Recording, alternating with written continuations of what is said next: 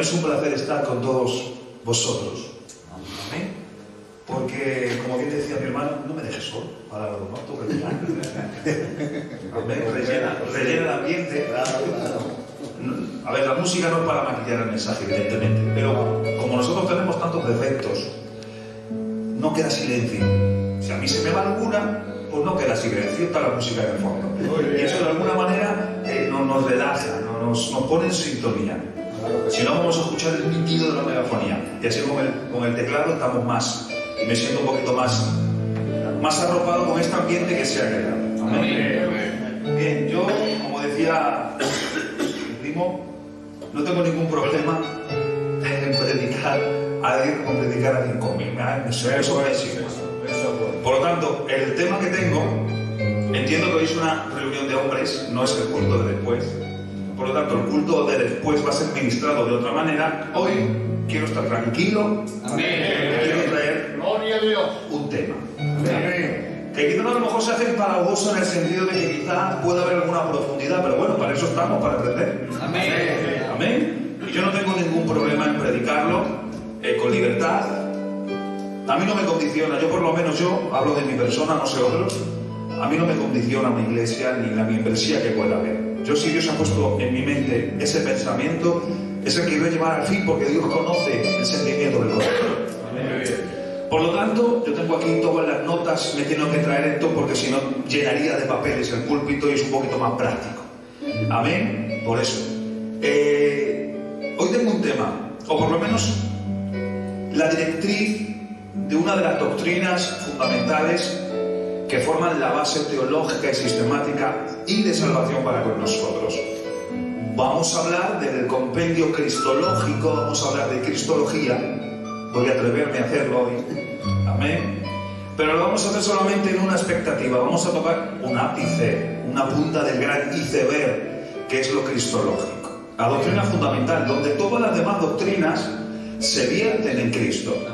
Cualquier doctrina que tú estudies, arqueología, arqueología, antropología, neumatología, eclesiología, escatología, todas tienen que vertirse en la cruz. Acaban en la cruz. Amén. Todas. Cualquier doctrina que se vaya a otro sitio no ha seguido el camino correcto. Todas vienen a Cristo, todas vienen a la cruz. En todas las doctrinas uno no puede estudiar cristología por el Apocalipsis, como uno no puede estudiar escatología por el libro de Apocalipsis solo. No. Su primera semilla está en el Génesis y así repartida por toda la Biblia. Los 66 libros que son inspirados por Dios, todos contienen la doctrina que luego con el tiempo se ha sistematizado, se ha organizado para que usted y yo podamos estudiarla. Yo ya me conoce, yo me quiero sentir libre, ¿vale? Amén. Hoy vamos a disfrutar nosotros. Amén. Saben ustedes que uso la herramienta de interpretación por conocimiento del idioma original, uso el griego koiné, griego bíblico. Voy a usar mucho tecnicismo porque es un tema de estudio. Entonces tengo que usarlo. Amén. Evidentemente, yo voy a deciros de dónde sale la palabra, cuál es la palabra correcta que tú puedes estudiar en un diccionario si quieres estudiarla, para poder entender lo que yo te estoy diciendo. A mí no me vale subirme al púlpito y decir, bueno, porque en el griego original esta palabra dice esto. Sí, pero ¿de dónde saca usted esa palabra? Porque hay mucho modismo hoy, todo el mundo quiere hacer eso. Amén. Todo el mundo que sienta, pero bien, y empiezan a decir significados que ni en el libro ni en la Biblia existen. Amén. Porque no te dicen de dónde la traen y por qué sale y cuál es el sentido gramatical de esa palabra. Por eso yo me veo en la obligación en estos tiempos tan peligrosos, donde todo el mundo quiere sobresalir con palabras extrañas. Me veo en mi compromiso por conocimiento previo de cuando yo menciono una palabra que viene en tal cual manuscrito original, os voy a traer el lema de dónde sale, por si alguno dice, bueno, este hermano, voy a mirarlo, y coges un diccionario léxico de griego, español, bíblico, y entonces dices, esta sí es la palabra que el hermano me dijo para poder entender la palabra que él dijo que está en el manuscrito. Y así diréis, entonces le avala lo que dice el hermano porque sabe muy bien de lo que está hablando. Si hoy el 90% de la iglesia hiciésemos eso con todos los predicadores, más de muchos predicadores dejaríamos de predicar palabras tan extrañas. Verdad. Pero estamos acostumbrados a que nos den y comamos. Sin saber, como los discípulos de Berea. Dice que aún era Pablo el que ministraba con todo conocimiento. Imagínense el martillo de la teología. Los discípulos de Berea iban a casa y examinaban a ver si Pablo lo que decía era verdad. Y era Pablo. Pues imagínense si va uno cualquiera. Por lo tanto, yo cuando siempre uso alguna palabra, y más en tema de estudio, de su idioma original para extraer la riqueza, siempre digo la palabra que aparece en el manuscrito, pero luego la palabra que viene o proviene de su lema, donde tú lo puedes. Esa sí aparece en un diccionario de presente de indicativo. Y así dirán, es que este hermano sabía lo que decía. Yo no puedo inventarme en un púlpito una palabra. Yo no puedo decir algo que la Biblia no me respalde, aunque suene muy bonito. Porque Dios me pide cuentas. Amén. Entonces, estamos todos aquí, tengo el tiempo necesario y justo para poder transmitir a rasgos y por encima algo en profundidad. Vamos a hablar del descenso de Cristo, de ese enviar o ese despachar, mejor dicho, ahora lo explico, del seno trinitario a la cruz del Calvario, en una de las palabras donde vamos a matizar, que es la frase o la palabra por antonomasia de las 7 en la cruz, el tetelestai, consumado es. Consumado es, estas dos palabras se traducen por una sola palabra en griego, tetelestai, como habréis escuchado muchas veces. Le vamos a dar significado al final, cuál era el uso común de esa palabra, cuáles están vinculadas con Cristo, cómo se aplica eso a nosotros y cómo podemos disfrutar del sacrificio de la cruz. Pero para ello tenemos que partir de ese enviar, de ese despachar de Dios Padre a Dios Hijo en el seno trinitario, en su descenso, para tomar humanidad o la funda de trabajo, para poder ejercer no humillación con humanidad, sino limitación con humanidad, humillación como siervo. Amén. Hay quienes dicen, cuando siendo hombre se humilló. Errado. Eso no es bíblico. Amén. Él no se humilla cuando se hace hombre, él se limita. El estado de humillación en Cristo viene cuando se hace siervo. Amén. No cuando se hace hombre. Amén. Amén. Amén. Que muchos en un afán de emoción se vienen arriba y dicen, pero no, tenemos que cribar bien lo que escuchamos cuando son asuntos teológicos. En un mensaje devocional dime lo que quieras, en un asunto o en un tema teológico, cuidado, enséñame bien lo que me estás enseñando. Amén. Amén. Vamos al texto clave, Gálatas 4:4. Amén. Dice así la palabra en el nombre del Padre, del Hijo y del Espíritu Santo. Pero cuando vino el cumplimiento del tiempo, Dios envió a su Hijo. Que Dios bendiga los corazones donde se va a depositar su palabra. Amén. Tomen asiento. Vamos a darle puntos suspensivos. Me quiero quedar aquí. Vamos a partir desde aquí. Dios envió a su Hijo. Leemos tal cual en la Escritura y vemos enviar, y nos viene el significado en nuestra mente enviar. Bueno, venga, mira, te envío, hermano, te envío que me traigas un agua. Y creemos que es una palabra común, tal cual, normal, habitual, pero no. En su idioma original tiene más profundidad y de ahí partimos el tema. La palabra enviar, tal cual, en el sentido práctico que nosotros entendemos, sería apostelo en griego. La palabra apostelo es enviar. ¿Vale? Pero aquí no es la palabra apostelo que aparece en el manuscrito original. La palabra es ex apostelo. ¿Qué significa? No significa enviar, significa despachar con una misión. Es decir, tú vas a ir allí, pero hasta que no cumplas para lo cual has sido enviado, no regreses. Esa es la gran diferencia. ¿Es esto? No, puede ser esto. Amén. Esa es la diferencia. La palabra no es apostelo, sino que es exapostelo. Yo te despacho, más que enviar es te despacho. No vuelvas, no entres a la casa real si primero no has cumplido el mandato al cual en consenso trinitario hemos decidido que tomes el papel. Amén. Por eso dice, cuando vino el cumplimiento del tiempo, Dios despachó con esa misión a su Hijo. La palabra que aparece en el manuscrito es exapesteilen. Esa es la palabra correcta. Pero, muy bien, ¿cuál es el lema? ¿Cómo yo puedo acercarme en un diccionario a esa palabra? La palabra es apostelo. Tú buscas exapostelo y entiendes un poco el significado de lo que estamos hablando. Es enviar, despachar, despedir. Yo te despido, no regreses hasta que cumplas la misión. De las 14 veces que aparece esta palabra exapostelo en el Nuevo Testamento, solo hay 14 veces que aparece. 14. Aquí, en su más alto sentido, en este texto significa enviar hacia un objeto o propósito designado con la inclusión de no regresar a casa sin cumplir el propósito. Por lo tanto, aquí entendemos que hay una responsabilidad que asume Cristo, que en el consenso trinitario, en el núcleo esencial de la Trinidad, empiezan a charlar, a discutir, a hablar o a repartirse los roles, los papeles, y recae sobre el Hijo la responsabilidad de cumplir una misión de redención.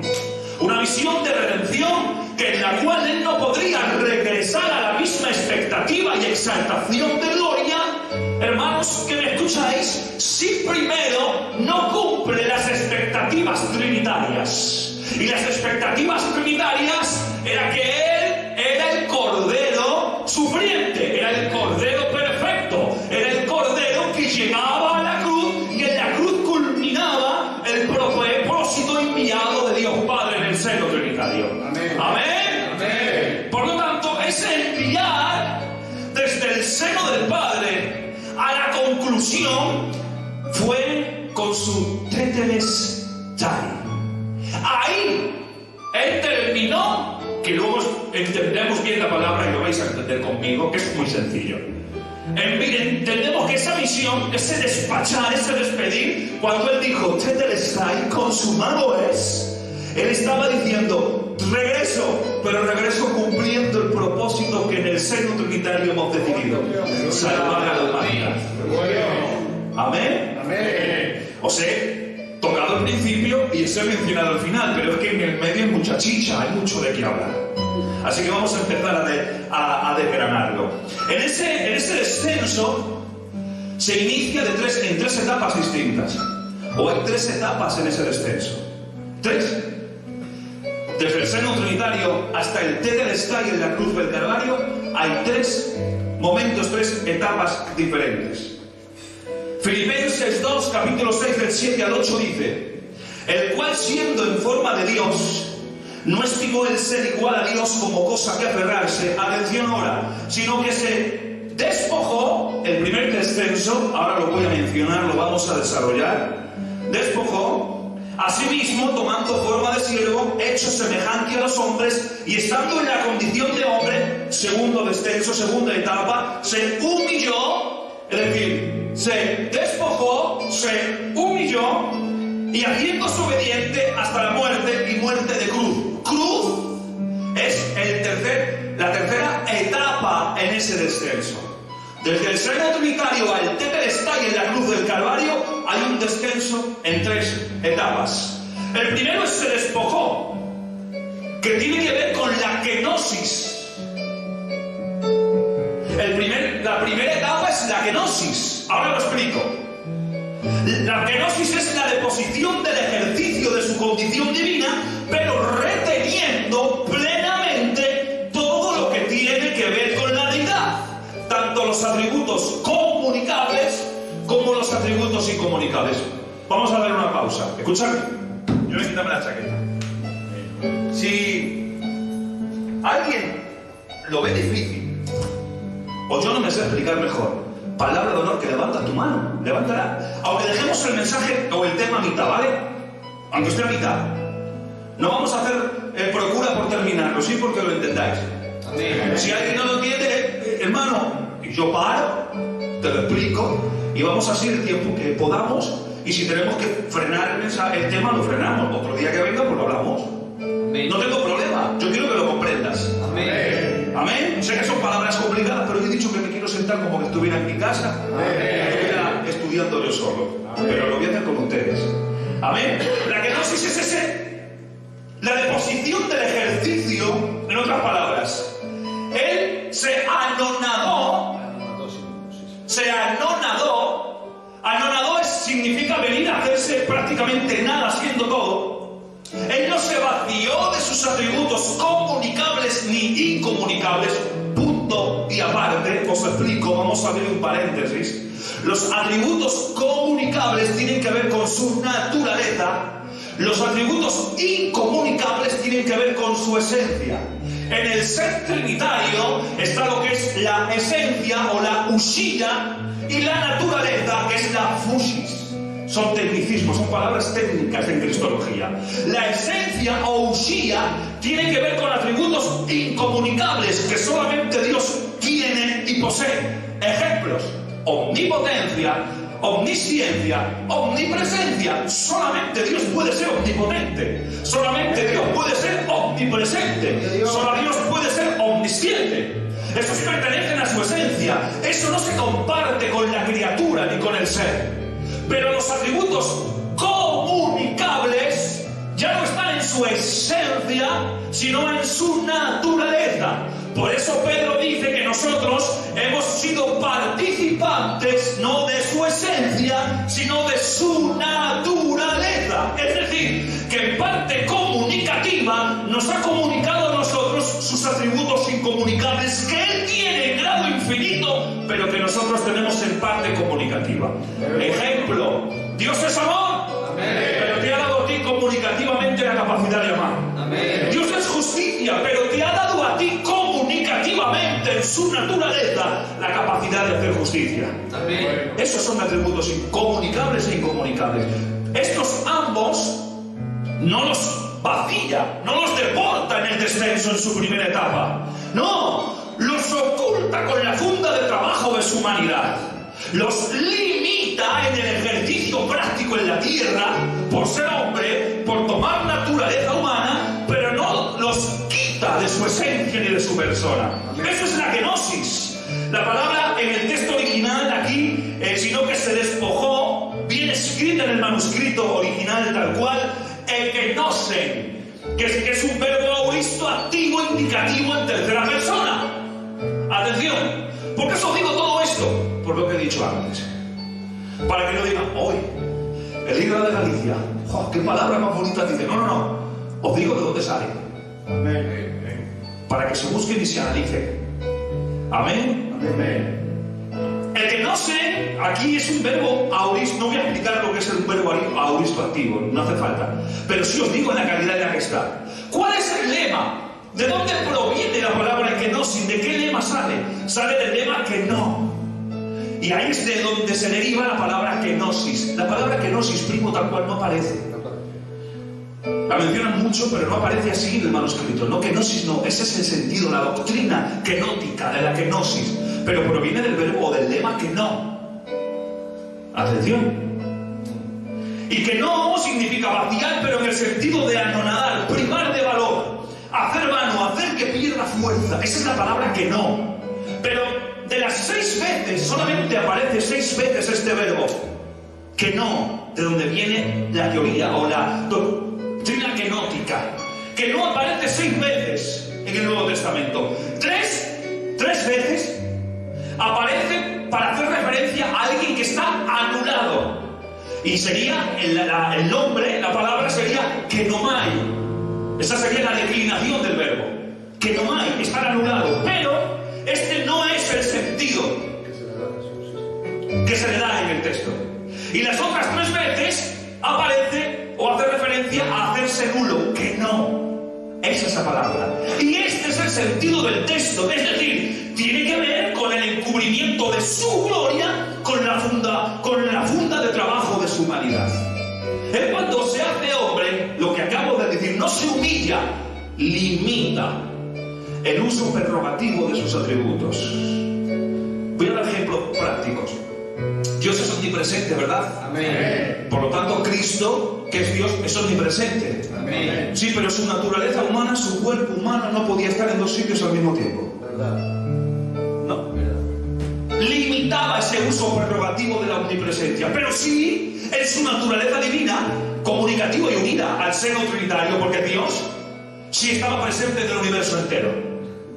Por eso la Biblia a eso le llama, o la teología a eso le llama, la omnipresencia no corporativa. Él mismo dice, este que está con vosotros está en la diestra del Padre. ¿Cómo? Si tu cuerpo está aquí, sí, en mi naturaleza divina. Pero que limito ese atributo en mi naturaleza humana. Amén. Y en eso consiste la unión hipostática, comunicación de propiedades entre ambas naturalezas, que pasan por la única persona que existe en ese ser, que es Cristo. Amén. Amén. Si ves que profundizo, me lo decís y salimos para arriba, salimos a fronte, ¿vale?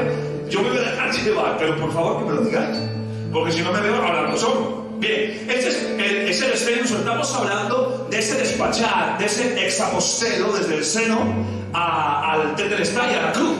Y hay 3 etapas. La primera es la kenosis. La segunda que he dicho es se humilló, que se llama en tecnicismos cristológicos tapeinosis. ¿Y qué es la tapeinosis? Es la limitación, lo que acabo de explicar hace un minuto, la limitación en la manifestación como hombre, llegando a la humillación, no por su humanidad, señores, sino por su condición de siervo. Y cuando se humilla, no lo hace, puede llegar a ese estado de humillación por su humanidad. Si no se encarna, si no toma humanidad, no puede llegar al estado de humillación. No se puede hacer siervo. Él tiene que tomar la funda de trabajo de su humanidad y por medio de esa vinculación sí llega al estado de humillación. A eso se le conoce como tapeinosis. Pero voy a explicarlo. ¿Qué significa tapeinosis? Su palabra. Os lo explico en un momento. En el manuscrito original la palabra aparece, o la palabra que da sustento a la doctrina tapeinósica, de tapeinosis, es etapeinosen. Así aparece en la escritura. Etapeinosen. Esto también es un verbo aoristo indicativo en tercera persona. Que esto tiene mucha amiga, pero no vamos a entrar ahí. Bien, ¿cuál es el lema para que tú en un diccionario puedas buscar esta palabra y ver que lo que estoy diciendo está correcto? Tapeinó. Tapeinó es como aparece en el lema, que sería presente de indicativo. Voy a pararme un minuto para explicar esta diferencia. ¿Vale? Cuando tú buscas en un léxico, en un diccionario de griego, te van a aparecer las palabras estas del lema, que de ahí deriva o se declina en sus tiempos verbales o en sus declinaciones nominales lo que es la palabra como etapeinosen, como aparece tal cual. ¿Por qué no aparece tapeinó? Porque tapeinó es el presente de indicativo. Ejemplo en castellano. No es lo mismo decir yo cantando que cantar. No es lo mismo. Si tienen el mismo lema, tienen la misma raíz, pero no es lo mismo decir cantando que cantar. Yo cantar, no, yo estoy cantando. Es diferente. Bueno, pues en un diccionario no te va a poner cantando, te va a poner cantar. Para que tú tengas una idea aproximada de lo que significa lo que estamos hablando. Por eso cuando algún hermano, que Dios lo bendiga mucho, que yo no cuestiono eso, pero sí hay que ser responsables de lo que se enseña y se predica, usan palabras así griegas al azar que han leído quizás en algún libro o cualquier cosa, lo dicen en presente de indicativo. Suena mal para el que entienda. Suena muy mal. De ahí deriva un significado que no han pronunciado la palabra correcta para que tú la busques y la sepas. Que Dios nos ayude a cuidar nuestras iglesias. Amén. Amén. Tapeinó. ¿Qué significa tapeinó? De donde sale la palabra etapeinosen, tapeinosis. ¿Qué significa? Significa humillar, rebajar, vivir en la pobreza, vivir en condiciones humildes, humillarse. Y el Señor en su segunda etapa fue cuando se humilló y cuando se hizo siervo. Aparece 14 veces esa palabra también en el Nuevo Testamento. 7 aparece como humillarse o vivir en la pobreza. Pero se destaca la acción que nace de la propia voluntad, que nadie le obliga. Ese significado y el sentido del texto en esta palabra. Las otras 7 veces aparece el mismo significado bajo la premisa de que se le obliga. Eso no se ajusta al texto para con Cristo. A Cristo no lo obligó nadie. Amén. Él se hizo siervo voluntario por amor a ti. Amén. Por amor a la iglesia. Amén. Él se hizo siervo voluntario. Y luego el tercer nivel, en la tercera etapa, es la estaurosis. La estaurosis es cruz es estauros en griego. Estaurosis es el significado de morir en la cruz del Calvario, ofrecer su vida en expiación. Estaurosis es la identificación con el hombre hasta el límite de compartir su muerte. Se identificó tanto con nosotros que ocupó nuestro lugar en la cruz del Calvario. Se identificó tanto contigo que para que tú pagases el pecado lo cargó Él para pagarlo Él en la cruz del Calvario. Él dice que Dios lo hizo maldito en un madero, en la cruz del Calvario. ¿Saben qué pasaba en esta costumbre o en esta ley oral? En los 613 preceptos en la antigüedad, en la ley. ¿Sabes cuando a uno se le colgaba en un madero después de haber sido apedreado? Se le apedreaba, se le mataba a pedradas y se colgaba en un madero. Y entonces esa persona era maldita. A Cristo se le aplica el mismo concepto, no porque hubiese pecado en Él, señores, sino porque Él llevó, como el Cordero sin pecado, el pecado de la humanidad para clavarlo en la cruz y pagar la expiación y la propiciación eterna una vez solamente y para siempre. Amén. Pero el que era maldito en el Antiguo Testamento, maldito es el que puso colgado en un madero. Que hay más en esto, que para llevarlo ahí primero lo apedreaban y luego lo llevaban al madero. A Cristo no hicieron falta tirarle piedras físicas, pero sí lo apedrearon a lo largo de toda su vida. La ley fue la piedra y la losa que golpeaba siempre a Cristo en sus diálogos con ellos. Por eso Cristo siempre decía: oísteis que fue dicho, sermón del monte, pero yo os digo. Cristo nunca refutó la ley, porque la ley fue dada por Dios. Cristo refutaba la interpretación que los fariseos hacían de la ley, porque era de acorde a ellos, a su mentalidad y para su beneficio. Por eso Cristo dice: oísteis que fue dicho, pero yo os digo. Es decir, yo os voy a dar la real interpretación de la ley de mi Padre, porque yo soy el lobo, soy el verbo, soy la palabra, en el nombre de Jesús. ¡Dame un fuerte aplauso!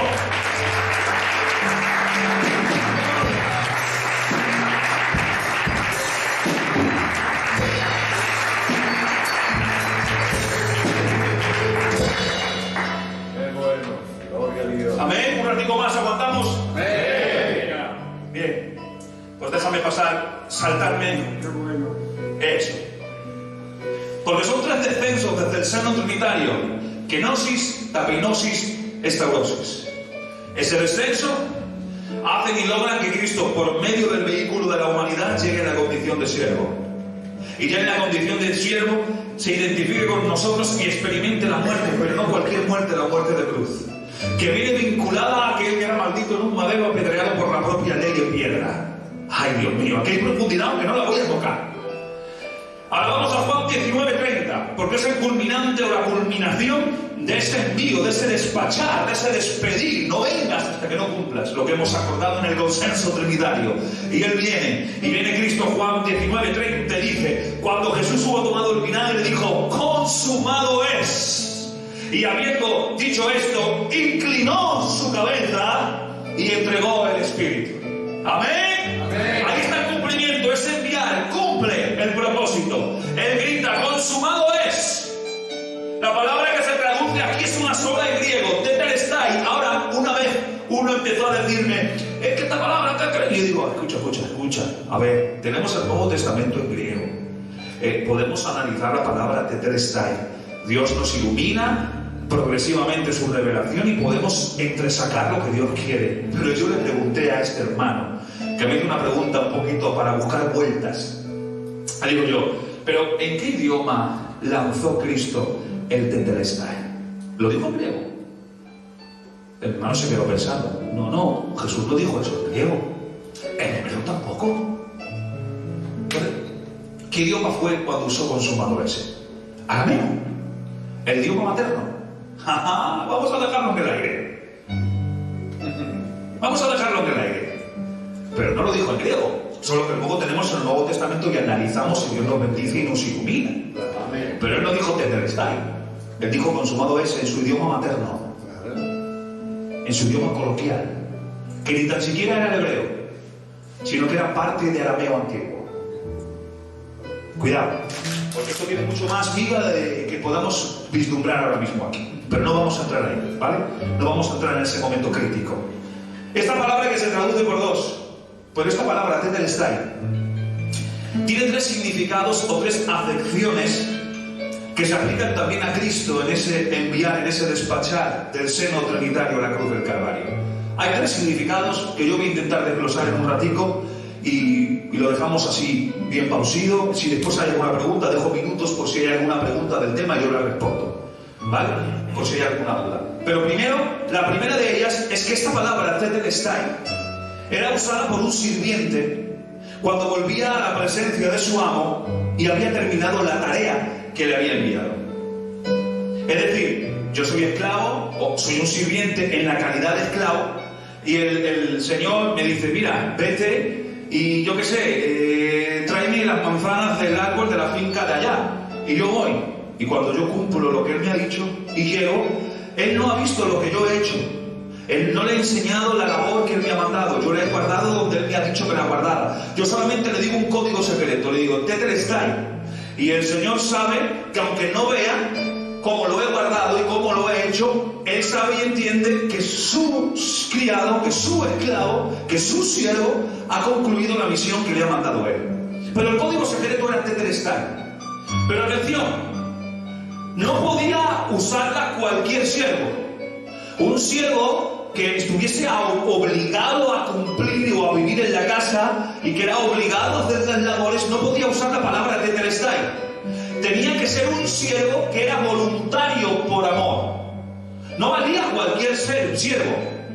La palabra siervo proviene de una palabra griega que es doulos o doulos. Los dos significados son variables, son viables. La palabra doulos o doulos es distinta a diácono. Ambos recae la capacidad o la calidad de siervo, sí, pero diácono es el que sirve a tiempo parcial. Un diácono es el que sirvo hoy, pero cuando acabo mi labor me voy para mi casa. Pero un doulos, un esclavo, es un siervo que sirve continuamente porque vive en la casa de su señor. Pero dentro de esta capacidad había dos tipos de doulos, dos tipos de esclavo. Estaba el esclavo que servía por obligación y estaba el esclavo que servía por voluntad y amor a su señor. Amén. Esa es la diferencia en esa escala de valores. Diácono, doulos. Diácono no se aplica a nosotros los ministerios porque no estamos a tiempo parcial. Nosotros como ministerio somos doulos, esclavos 24 horas, vivimos en la casa del rey, en la casa de Dios y para siempre. Pero dentro de esa esclavitud está el que es esclavo voluntario y ofrece sus servicios por voluntad, por amor a su Señor, por amor a la amada iglesia, y lo que hablábamos los hermanos antes ahí. Y hay siervos que son doulos, pero son esclavos obligados, que lo hacen por obligación, no por amor. Y cuando uno lo hace por obligación, las cosas las hace mal. Cuando uno lo hace por amor, las hace con corazón. A ver ahora cómo puedo meter esto. Y aquí aplicamos en Cristo la ley del esclavo. Porque Cristo, hemos dicho en ese descenso, que en ese humillarse lo hizo por medio de la humanidad para poder ser siervo, no diácono, sino doulos.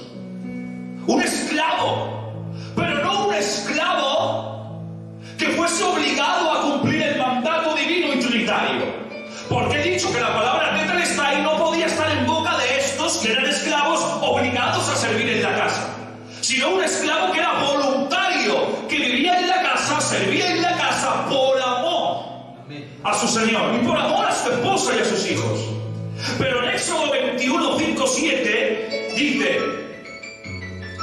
y el siervo, si el siervo dijere, yo amo a mi Señor, a mi mujer y a mis hijos, no saldré libre. Entonces su amo lo llevará ante los jueces y le hará estar junto a la puerta del poste, y su amo le horadará, le hará un agujero en la oreja derecha con una lesna, y así quedaba y era siempre siervo voluntario por amor, para siempre. Amén. ¿Cuál era la diferencia de los siervos obligados y los siervos libres pero que vivían por amor?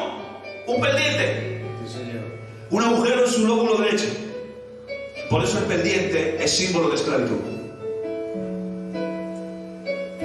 Amén. Amén, amén, amén. Por eso yo a mis hijos no los dejo llevar el pendiente. Amén, amén, amén. Porque representa esclavitud. Amén, ya te digo. Amén. Dicho sea de paso, ya que hay mucha juventud. Sí, sí, sí. Y lo digo porque no veo ninguno con ningún pendiente, si no, no lo diría. Por si acaso. Amén. Amén. Por lo tanto, si nos vamos a Hebreos 10:5, dice también, por lo cual, entrando en el mundo, a los mismos puntos, es el descenso. El mundo dice, sacrificio y ofrenda no quisiste, sino que me preparaste cuerpo. Pero, atención, el escritor aquí de los Hebreos casi transcribe literalmente el Salmo 40, versículo 6. ¿Y qué dice el Salmo 40, versículo 6? En donde se cambia la frase y donde en lugar de me apropiaste cuerpo, dice, has abierto mis orejas. Que literalmente en el hebreo significa, has horadado mis orejas. O sea que en ese descenso, por medio de la humanidad, se hizo siervo, pero no cualquier siervo. Un siervo voluntario a Dios Padre, en ese servicio trinitario, por amor. ¿A quién? ¿A Dios Padre? No, por amor a ti. Amén. Por amor a la iglesia. Amén. Por amor a nosotros. Qué bueno. Por eso él pudo decir en esa capacidad, se incluye en la cruz del Calvario, en esta palabra de la cruz, tetelestai. Aquí el siervo voluntario, que le has preparado cuerpo, que le has abierto la oreja, que soy voluntario por amor a la iglesia. He aquí vengo y digo tetelestai. La misión que me has mandado, he aquí yo he concluido. Amén. Amén. Dale un fuerte aplauso a Dios.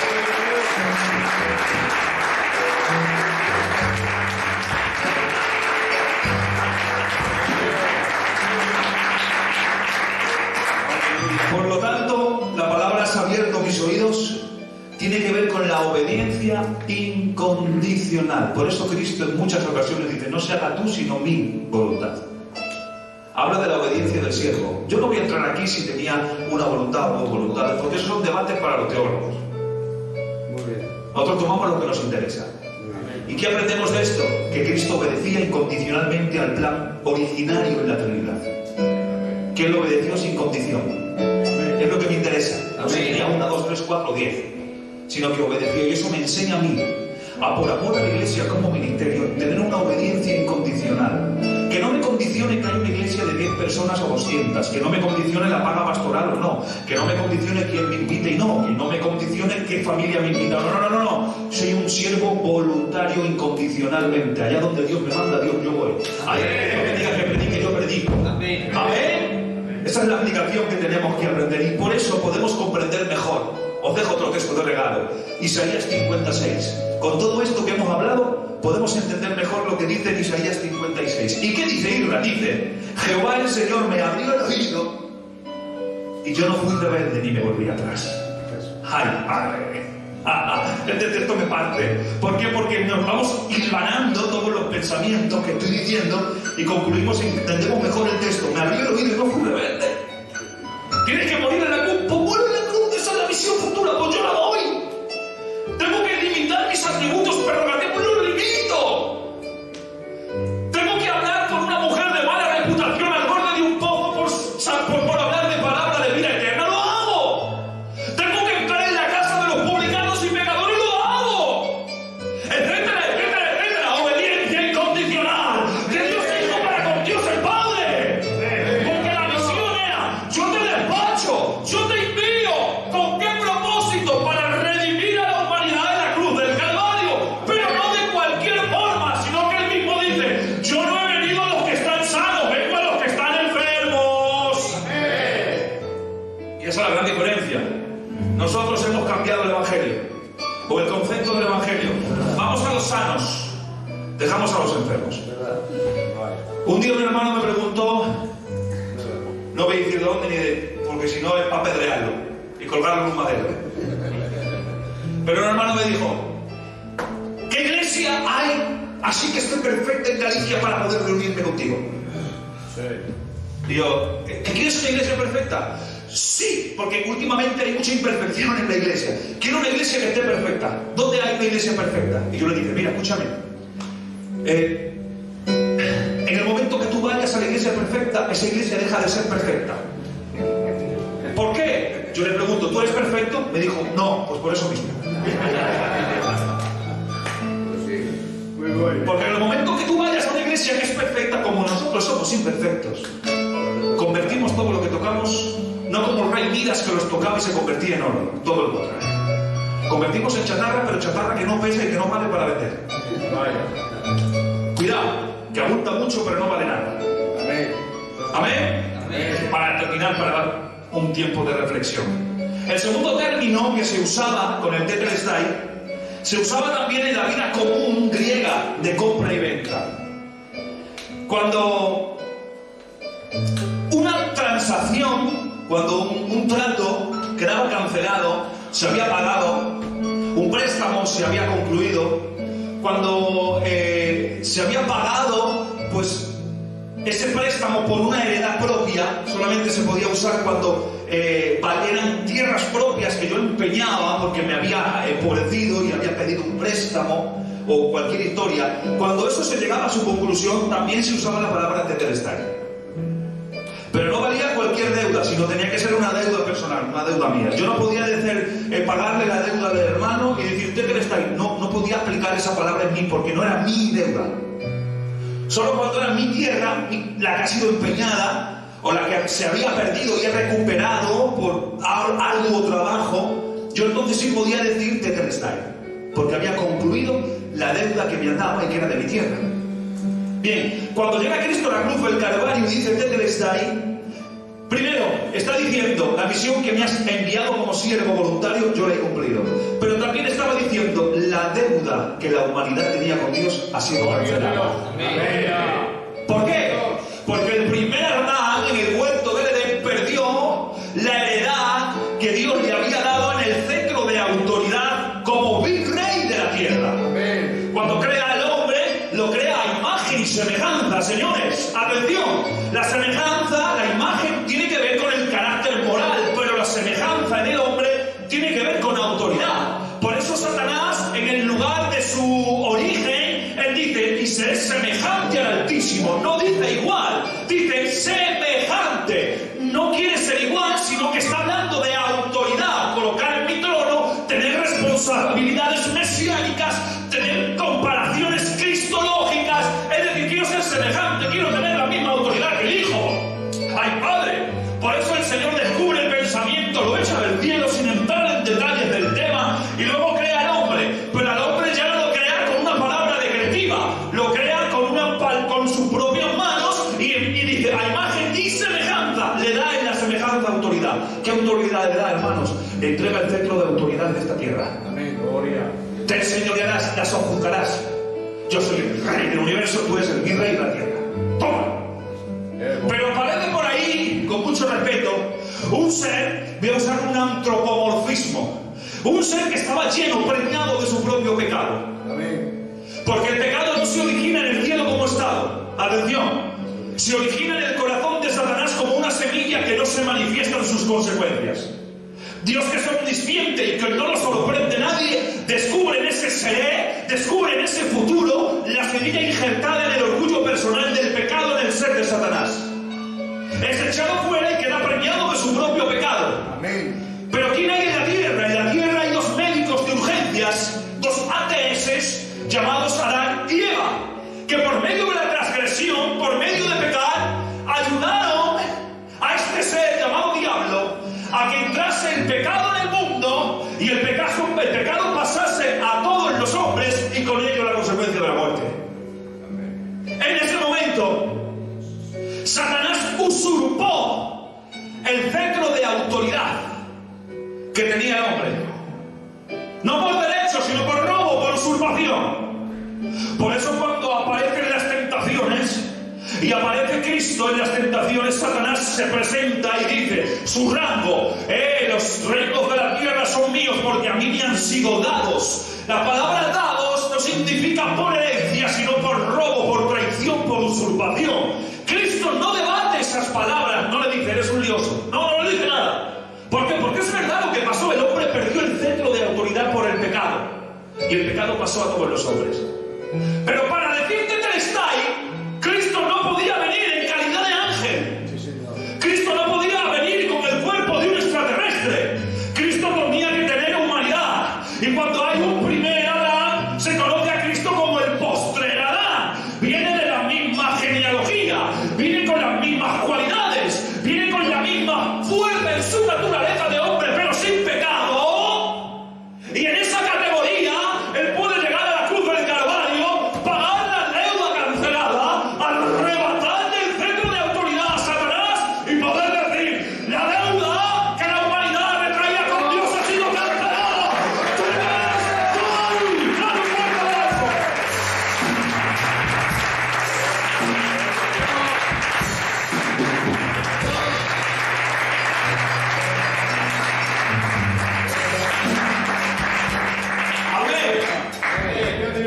Vamos muy rápido, corriendo, pero para hacerlo claro, ¿vale?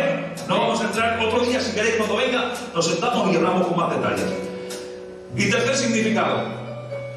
También Tetelestai se usaba cuando se encontraba un cordero perfecto. Cuando se enviaba uno a buscar el cordero a inspeccionarlo, no tiene defectos.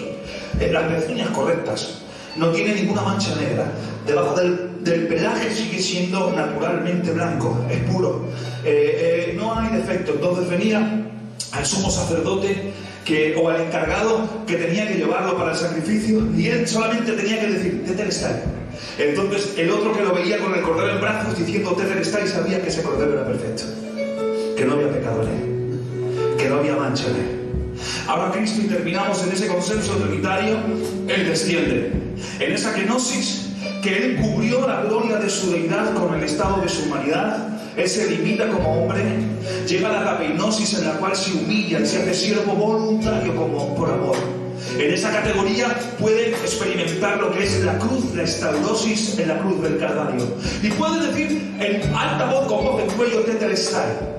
¿Por qué? Porque primero es un siervo voluntario que por amor a la iglesia ha hecho y ha concluido la misión que el Padre le ha mandado. Segundo, Él ha cancelado la deuda que el hombre, el primer Adán, concluyó ante el pecado y la tentativa de Satanás. La ha recuperado y la ha entregado en la mano derecha de Dios Padre, capítulo 5 de Apocalipsis. Porque el libro que está en la mano derecha, que es sellada con 7 sellos, escuche, además de contener los 21 juicios apocalípticos, ese libro es la herencia que fue entregada al hombre que perdió en la caída.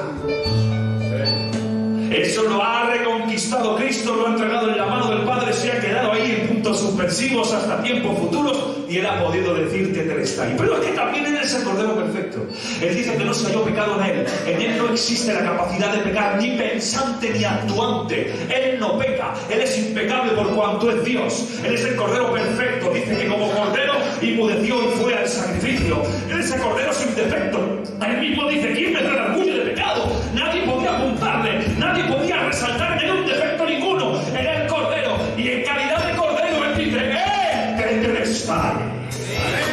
Y dice esto que inclinando la cabeza entregó el Espíritu. Normalmente cuando alguien fallece, entrega el Espíritu y se le cae la cabeza. Pero como era el Cordero perfecto, Él se prepara para el sacrificio, señores. Y cuando se prepara, nadie le quita la vida. Él la pone por amor a todos, y Él le entrega. Y pudo decir Tetelestai. Amén. Amén. Amén. Amén. ¿Qué hemos hablado hoy? Del sacrificio de la cruz. Amén. Una palabra que tiene tanta pronunciación y que por eso estamos tú y yo hoy aquí. Amén. Ahora yo termino diciendo: vas a perderte toda la experiencia del cielo. Vas a restarle valor al sacrificio de Cristo y a toda esta experiencia que os he mencionado por disfrutar del mundo, por albergar odio, ira, conflictos, afán en esta tierra, en el corazón. La Biblia dice que nuestra ciudadanía está en el reino de los cielos. Hay gente para allá por Galicia, yo no se los conozco, puedo predicar con libertad. Hay gente para allá por Galicia que se afana tanto en esta tierra que piensan que su ciudadanía está aquí en la tierra. No, no, aquí somos peregrinos y extranjeros, nuestra patria está en el cielo. Uno vive aquí, que no le falte nada, vive con la mejor tranquilidad y paz del mundo, pero uno, el que afana y donde uno alberga y amontona, es en el estado eterno. Porque el cielo, atención, aunque no es el tema, el cielo lo heredamos por gracia y misericordia, pero lo que hay en el cielo es por tu trabajo y por tu dedicación. Ahí dejo eso. La experiencia de la eternidad, que la Biblia guarda silencio, vamos a vivir allí y disfrutar de características de acción.